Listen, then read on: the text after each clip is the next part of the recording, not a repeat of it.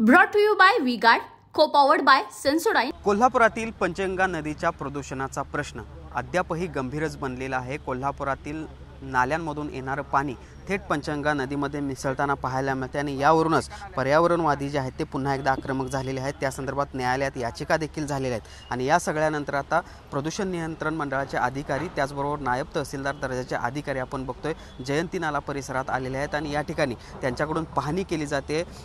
किती मोठ्या प्रमाणात कचरा या सगळ्या ठिकाणी साठून राहिलेला आपण बघू शकतो। या आधी देखील अशाच पद्धतीने मोठ्या प्रमाणावर कचरा या सगळ्या नाल्यामधून बाहेर काढण्यात आलेला होता। मात्र पुन्हा एकदा तशीच परिस्थिती निर्माण झाल्यामुळे खरं तर पंचगंगा नदी ही पुन्हा एकदा प्रदूषणाच्या विळख्यात सापडल्याचं पाहायला मिळते।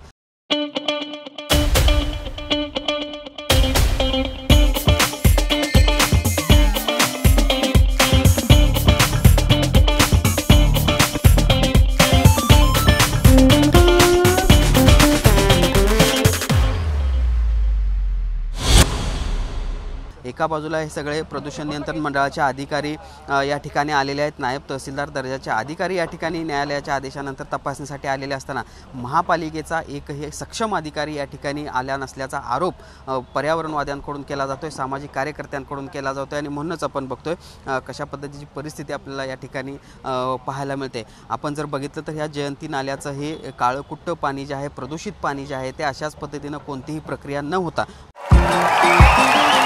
देखिए उनका काम है अफवाह से गर्मी बढ़ाना और हमारा काम है माहौल को ठंडा रखना।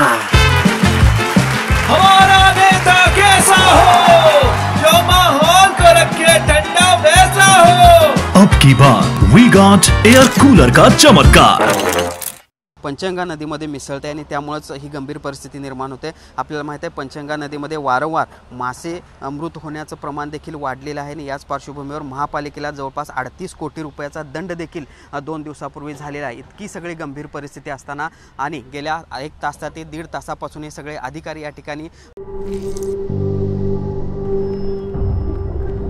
झिंझिण्यांपासून त्वरित आराम मिळवा सेन्सोडाइन रॅपिड रिलीफ बरोबर। या सगळ्या प्रदूषणाची पाहणी करण्यासाठी आलेला असताना या ठिकाणी महापालिकेचा एकही अधिकारी सक्षम अधिकारी उपस्थित नाही आणि त्यामुळे याचं नेमकं गांभीर्य किती या सगळ्या महापालिकेच्या अधिकाऱ्यांना आहे हेच यावरून पाहायला मिळते। Journalist Sunil Katkar, Bhushan Patil, TV9 Marathi, Kolhapur. Brought to you by V-Guard, co-powered by Sensodyne.